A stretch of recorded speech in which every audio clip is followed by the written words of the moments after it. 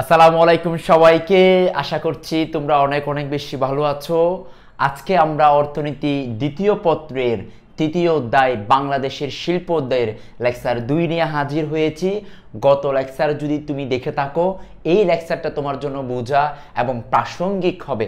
আর যদি না দেখে থাকো তাহলে অবশ্যই দেখবা, যাতে তোমার জন্য এই বিষয়টা বোঝা একদম পরিপূর্ণ সহজ হয়।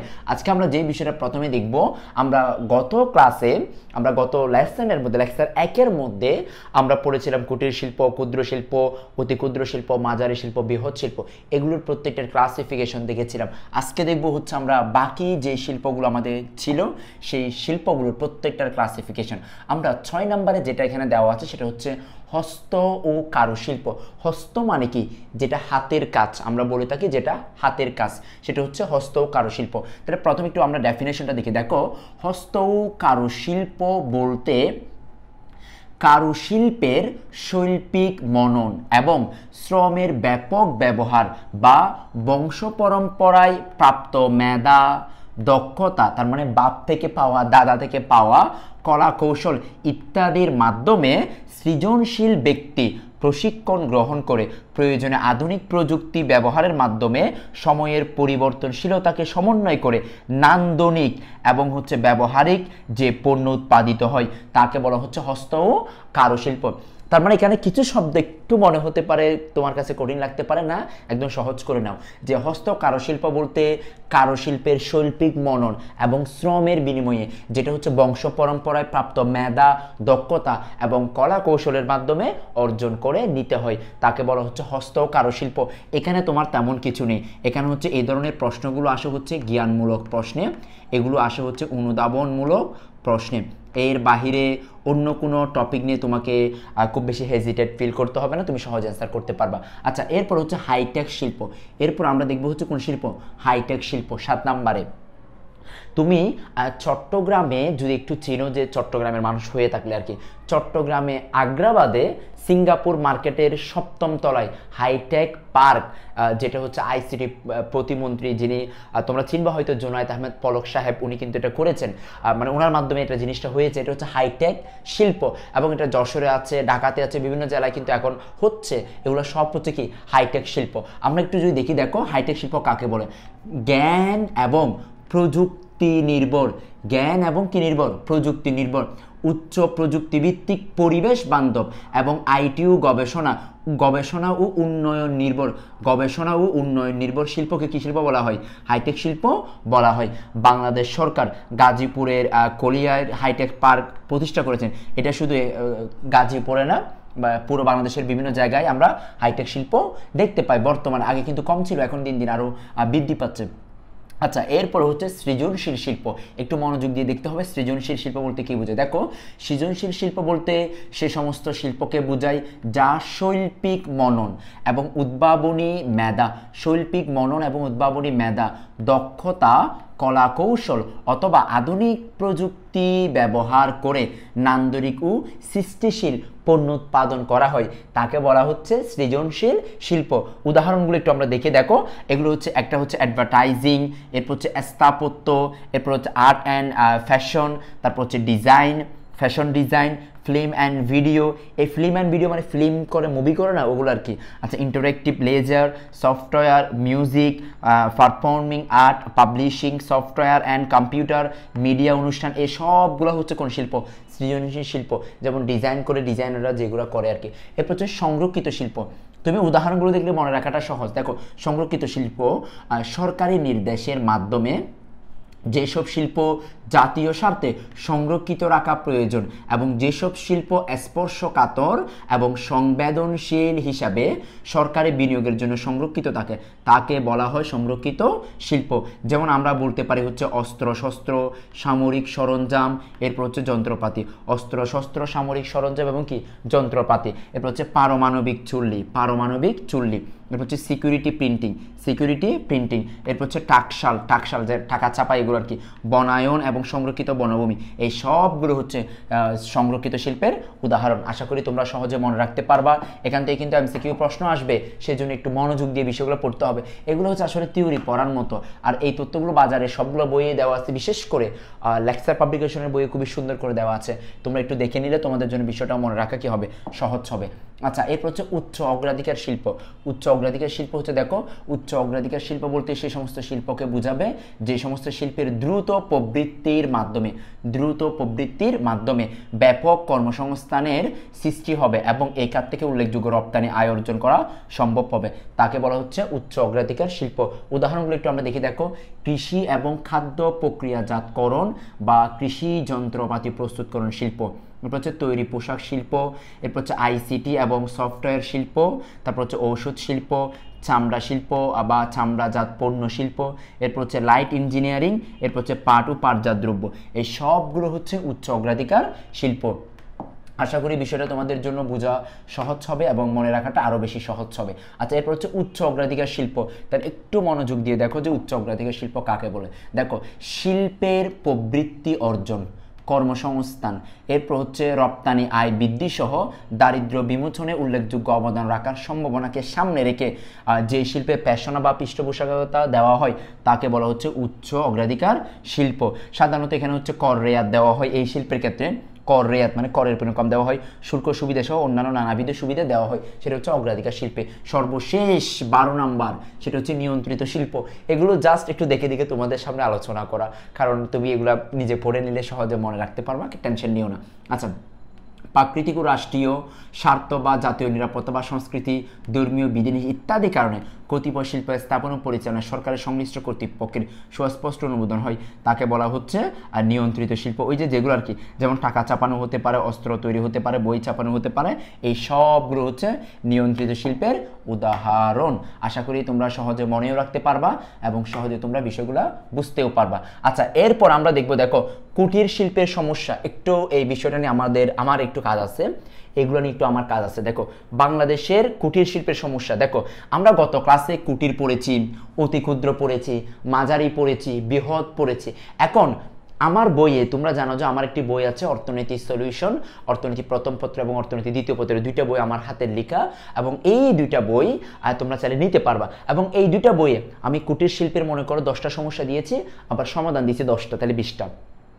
অতি ক্ষুদ্র শিল্পের 10টা সমস্যা, 10টা সমাধান, ক্ষুদ্র শিল্পের 10টা সমস্যা, 10টা সমাধান। তার মানে 5টা টপিকের জন্য তোমাকে 50টা সমস্যা জানতে হবে, 50টা সমাধান জানতে হবে। কিন্তু আমি ভিডিওতে সে কাজ করব না, একেবারে সহজ করে দিব, কারণ সবগুলো টপিক থেকে পরীক্ষায় আসবে যে কোনো একটা, হয় কুটির শিল্প, নাইলে অতি ক্ষুদ্র, নাইলে মাঝারি, নাইলে বৃহৎ। তার মানে জানতে হবে একটা, এবং সেটার সমস্যা এবং সমাধান জানলে তুমি সহজে পরীক্ষা অ্যান্সার করতে পারবা। আমি একটা খালি পেজ নিচ্ছি যেখানে আমি তোমাদের সবগুলা সমস্যা একসাথে তোমাদেরকে দিতে পারবো, যেখান থেকে তুমি সহজে মনে রাখতে পারবা। এগুলো দেওয়া আছে আমার স্লাইডে এবং বইও দেওয়া আছে, তুমি সেখান থেকে পড়তে পারবা। কিন্তু আমি একটু সহজ করে তোমাদেরকে দিই, যেমন আমি এখানে উপরে শিরোনাম দিলাম, দেখো সকল শিল্পের সমস্যা একসাথে।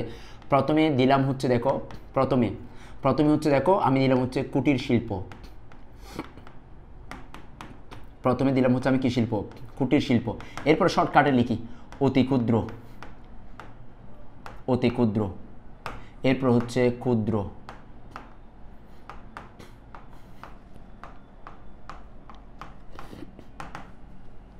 এরপর হচ্ছে বৃহৎ শিল্পের সমস্যা, মানে আগে শিল্পের সমস্যা দেখাই, এরপরে সমাধান দেখাবো। এরপর কি দেখাবো, মানে সমাধান দেখাবো, আগে সমস্যা দেখাই। দেখো, বাংলাদেশের প্রেক্ষাপটে তুমি যদি সমস্যার কথা বলতে যাও, 1 নম্বরে তুমি যেটা দেখতে পাবা সেটা হচ্ছে, এটা কিন্তু প্রত্যেকটাতে কুটির শিল্প, অতি ক্ষুদ্র, ক্ষুদ্র, মাঝারি, বৃহৎ, সকল শিল্পের সমস্যাকে আমি এক জায়গায় নিয়ে আসছি। পরীক্ষা একটা আসবে যা তুমি সহজে অ্যান্সার করতে পারো।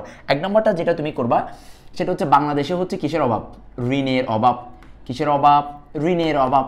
সাধারণত ব্যাংক লোন নেওয়া যায় না, লোন নিতে গেলে বন্ধক রাখতে হয়, অনেক ঝামেলা আছে। ঋণের অভাব, যে 1 নম্বর হচ্ছে ঋণের অভাব।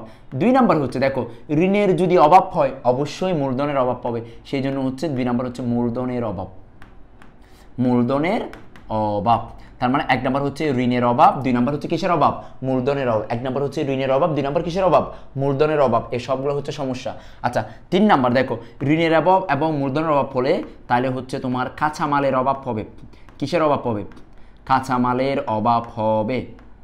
কাঁচামালের কি হবে? অভাব হবে। কাঁচামালের অভাব। শুধু কি তাই না, আরো অনেকগুলো আছে। দেখো কাঁচামালের অভাব হলে বিদ্যুতের অভাব হবে। কিসের অভাব হবে? বিদ্যুতের অভাব হবে। বিদ্যুতের অভাব হবে। শুধু কি বিদ্যুতের অভাব না, যদি অর্থ না থাকে তাহলে আধুনিক যন্ত্রপাতিরও কি হবে? অভাব হবে। আধুনিক যন্ত্রপাতির অভাব। আর কি কি অভাব আছে দেখি, জীবনে সব বের করে দিব আজকে। আধুনিক যন্ত্রপাতির অভাব। তাহলে একটু আমার দিকে তাকাও তো দেখি, আমার দিকে বলতে হোয়াইট বোর্ডের দিকে। আচ্ছা আসো, প্রথমে আমরা সবগুলো শিল্পের সমস্যা দেখো। 1 নম্বর হচ্ছে ঋণের অভাব, 2 নম্বর হচ্ছে মূলধনের অভাব। এই দুটোর অভাব হলে বাকি 3টা অভাব অটো বের হবে। কাঁচামালের অভাব, বিদ্যুতের অভাব, আধুনিক যন্ত্রপাতির অভাব। তার মানে আমরা প্রথমে বলেছি ঋণের অভাব এবং মূলধনের অভাব, আর এই দুটোর অভাব হলে বাকি আরো 3টা অভাব অবশ্যই দেখা দিবে। আচ্ছা এরপরে আমরা যাচ্ছি হচ্ছে 6 নম্বর। দেখো এত অভাব কেন? এত অভাব কেন? কারণ সরকার সহযোগিতা করে না বলে। তার মানে সরকারি সহযোগিতার অভাব। সরকারি সহযোগিতার অভাব। অবশ্যই এখন কিন্তু দিন দিন সহযোগিতা বাড়াচ্ছে। সহযোগিতার অভাব। সরকারি সহযোগিতার অভাব। আচ্ছা সরকারি সহযোগিতার অভাব হলে কারিগরি জ্ঞানের কি হবে? অভাব হবে। সেই জন্য দিলাম হচ্ছে কারিগরি জ্ঞানের অভাব। সরকারি সহযোগিতার অভাব হলে কিসের অভাব হবে? কারিগরি জ্ঞানের অভাব হবে। কারিগরি জ্ঞানের অভাব। তাহলে সরকারি সহযোগিতার অভাব হলে কিসের অভাব হবে? কারিগরি জ্ঞানের অভাব হবে। আচ্ছা এরপর আমরা এই পাশে একটু লিখে দেখো, এগুলো তোমরা একটু নিজেরা লিখে ফেলো যাতে মনে রাখতে পারো। এটা আমরা 7 নাম্বার। এখন লিখবো হচ্ছে 8 নাম্বারে। 8 নাম্বার দেখো, 8 নাম্বার লিখে হচ্ছে অদক্ষ শ্রমিক। 8 নাম্বার হচ্ছে কি? অদক্ষ শ্রমিক। অদক্ষ শ্রমিক। আচ্ছা তুমি বলো তো, শ্রমিক যদি অদক্ষ হয়, 9 নাম্বার দেখো, শ্রমিক যদি অদক্ষ হয় মজুরি কি বেশি হবে না কম হবে? কম হবে। তার মানে স্বল্প মজুরি। স্বল্প মজুরি। স্বল্প কি? মজুরি। এই সবগুলো হচ্ছে সমস্যা। আর কি কি সমস্যা আছে দেখো, 10 নাম্বার। 10 নাম্বার লিখো পরিবহন ও যোগাযোগের সমস্যা। পরিবহন ও যোগাযোগের সমস্যা। মানে পরিবহন ও যোগাযোগে কি হয়? যোগাযোগে সমস্যা। পরিবহন এবং যোগাযোগে সমস্যা। আচ্ছা এরপরে 11 নম্বর বলো তো। 11 নম্বর হচ্ছে লিখো মধ্যবর্তী ব্যবসায়ীদের প্রভাব। ওই যে মাঝখানে তারা প্রভাব বিস্তার করে আর কি। মধ্যবর্তী ব্যবসায়ীদের প্রভাব। ব্যবসায়ীদের প্রভাব। মধ্যবর্তী ব্যবসায়ীদের প্রভাব। আর 12 নম্বর সর্বশেষ আর আলোচনা না করি, এই এতটুকু করলে হবে। 12 নম্বর লিখো এটা হচ্ছে সীমাবদ্ধ বাজার। সীমাবদ্ধ বাজার। আর কিছু লাগবে কিনা দেখো তো। এই সব হচ্ছে সমস্যা। এই সব কি সমস্যা? তাহলে একটু আমার সাথে একই সুরে একই তালে সবাই একসাথে পড়বো একই সুরে। দেখো ঋণের অভাব, মূলধনের অভাব, ঋণের অভাব, মূলধনের অভাব, ঋণের অভাব, মূলধনের অভাব। এই দুইটা অভাব দেখা দিলে বাকি 4টা অটোমেটিক দেখা যায়। কাঁচামালের অভাব, বিদ্যুতের অভাব, আধুনিক যন্ত্রপাতির অভাব। কাঁচামালের অভাব, বিদ্যুতের অভাব, আধুনিক যন্ত্রপাতির অভাব। এরপরে এই এত অভাব কেন? সরকার সহযোগিতা করে না বলে। সেই জন্য সরকারি সহযোগিতার অভাব, কারিগরি জ্ঞানের অভাব। এরপর দেখো বাংলাদেশে হচ্ছে অদক্ষ শ্রমিক। আর যেহেতু অদক্ষ শ্রমিক মজুরি কি হবে? স্বল্প হবে। পরিবহন ও যোগাযোগ ব্যবস্থায় সমস্যা, মধ্যবর্তী ব্যবসায়ীদের প্রভাব, সীমাবদ্ধ বাজার। 12টা পয়েন্ট দিয়েছি। তুমি সবগুলো শিল্পের সমস্যায় নিজের মতো করে সহজ করে প্রত্যেকটা 2 লাইন করে ব্যাখ্যা করতে পারলে সর্বোচ্চ নাম্বার তুমি অর্জন করতে পারবা, এতে কোনো সন্দেহ নেই। এখন পরীক্ষায় তো তুমি শুধুমাত্র সমস্যা জানলে হবে না, জানতে হবে সেটার কি? সমাধান। কি জানতে হবে? সমাধান জানতে হবে। আমি এখানে বড় করে লিখলাম, সেটা হচ্ছে সমাধান। কি লিখতে হবে? সমাধান। দেখো সমস্যাকে উল্টিয়ে দিলে সমাধান হবে। সমস্যাকে উল্টিয়ে দিলে কি হবে? সমাধান হবে। আসো তো একটা উল্টাই দিই। সমাধান করতেছি। ঋণের অভাব, ঋণের সুবিধা প্রদান। মূলধনের অভাব, পর্যাপ্ত মূলধনের ব্যবস্থা। কাঁচামালের অভাব, পর্যাপ্ত কাঁচামালের ব্যবস্থা। বিদ্যুতের অভাব, বিদ্যুতের পর্যাপ্ত ব্যবস্থা। আধুনিক যন্ত্রপাতির অভাব, আধুনিক উন্নত যন্ত্রপাতির ব্যবহার। সরকারি সহযোগিতার অভাব, সরকারি পৃষ্ঠপোষকতা। কারিগরি জ্ঞানের অভাব, কারিগরি জ্ঞানের ব্যবহার। অদক্ষ শ্রমিক, দক্ষ শ্রমিক। স্বল্প মজুরি, অধিক মজুরি। পরিবহন ও যোগাযোগ ব্যবস্থায় সমস্যা, পরিবহন ও যোগাযোগ ব্যবস্থায় আধুনিকায়ন। মধ্যবর্তী ব্যবসায়ীদের প্রভাব, মধ্যবর্তী ব্যবসায়ীদের দালালের প্রভাব নির্মূল, সীমাবদ্ধ বাজার, বিস্তৃত বাজার, এভাবে করে প্রত্যেকটা সমস্যা তুমি উল্টিয়ে দিয়ে সমাধান করে সহজ করে পড়ে নিও। তাহলে আশা করছি আমি তোমাকে নিশ্চয়তা দিচ্ছি এর বাহিরে বিন্দুমাত্র তোমার কোনো ঘাটতি থাকবে না ইনশাল্লাহ। সো আজকে আমরা এই বিষয়টা আলোচনা করলাম। এখন একটু সবাই যার দরকার হবে একটু এসএস নিয়ে ফেলো, দ্রুত দ্রুত এসএস নিয়ে ফেলো। 1 2 3 ডান, শেষ। আমরা তাহলে এসএস নেওয়ার সুযোগ করে দিলাম তোমাদের সবাইকে, এসএস নেওয়া শেষ। এখন একটু আমরা আলোচনা করব হচ্ছে এই যে বাংলাদেশে কুটির শিল্পের সমস্যা। এখানে কিন্তু স্পেসিফিক করে দেওয়া নেই, আমরা বিস্তারিত অনেক কিছু দেওয়া আছে। দেখো, ঋণের অভাব আছে, প্রাচীন উৎপাদন পদ্ধতি, কাঁচামালের অভাব, মূলধনের স্বল্পতা, কারিগরি জ্ঞানের অভাব, শক্তি সম্পদের অভাব, নিম্নগামী দ্রব্য, মধ্যবর্তী দালালের প্রভাব, সরকারি সহযোগিতার অভাব, নিম্নমানের পণ্য।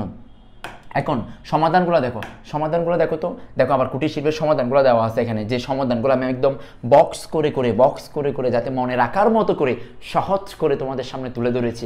এখন একটু কষ্ট করে মনোযোগ দিয়ে পড়তে হবে এবং বিষয়গুলো দেখতে হবে। আশা করি এরপর আর কোনো সমস্যা থাকবে না। এরপর দেখো, বাংলাদেশের অর্থনৈতিক উন্নয়নে ক্ষুদ্র ও কুটির শিল্পের গুরুত্ব। কেন গুরুত্ব?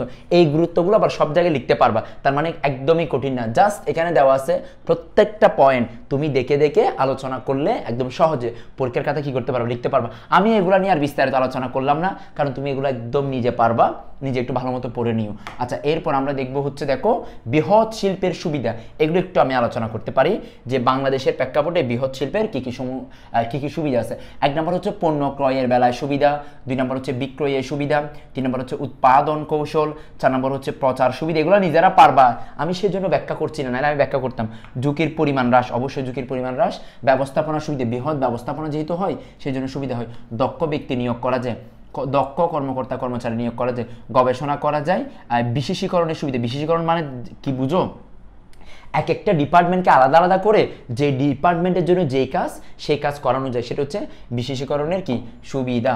আশা করি তোমরা সহজে বিষয়টা পারবা, এতে কোনো সন্দেহ নেই। দেখো, এখন সুবিধা যতই থাকুক কিছু অসুবিধা তো অবশ্যই থাকে, সুবিধা যতই থাকুক কিছু অসুবিধা তো অবশ্যই থাকে। 1 নম্বর দেখো, 1 নম্বর হচ্ছে একচেটিয়া কারবার। 1 নম্বর কি হবে? একচেটিয়া কারবার। 2 নম্বর হচ্ছে পরিচালনায় অসুবিধা। 2 নম্বর কি হবে? পরিচালনায় অসুবিধা। 3 নম্বর হচ্ছে স্বল্প যোগান। 3 নম্বর হচ্ছে স্বল্প যোগান। 4 নম্বর হচ্ছে অপচয়।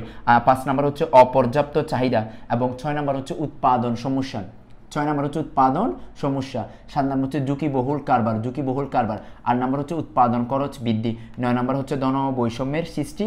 আর 10 নম্বর হচ্ছে অস্বাস্থ্যকর পরিবেশ। এগুলো তুমি ইনশাআল্লাহ আলোচনা করলে একদম সহজে বিস্তারিত নিজ দায়িত্বে নিজে পড়ে নিতে পারবা। সো এটা নিয়ে কোনো সন্দেহ নেই যে তোমার মধ্যে কোনো ডাউটও থাকবে না। আচ্ছা, বৃহৎ শিল্পের গুরুত্ব, এখানে সবগুলো গুরুত্ব একদম ধরে ধরে ধরে ধরে দেওয়া আছে, নিজ দায়িত্ব একটু পড়ে নিও ইনশাআল্লাহ। আশা করি এটা নিয়ে কোনো কনফিউশন থাকবে না। তো এইভাবে করে তুমি যদি একটু গুছিয়ে পড়তে পারবো, আমি তোমাকে নিশ্চয়তা দিচ্ছি তোমার প্রস্তুতি হবে শতভাগ। সো তোমাদের সাথে দেখা হবে পরের ভিডিওতে। ততদিন পর্যন্ত তোমরা ভালো থেকো, সুস্থ থেকো। আসসালামু আলাইকুম।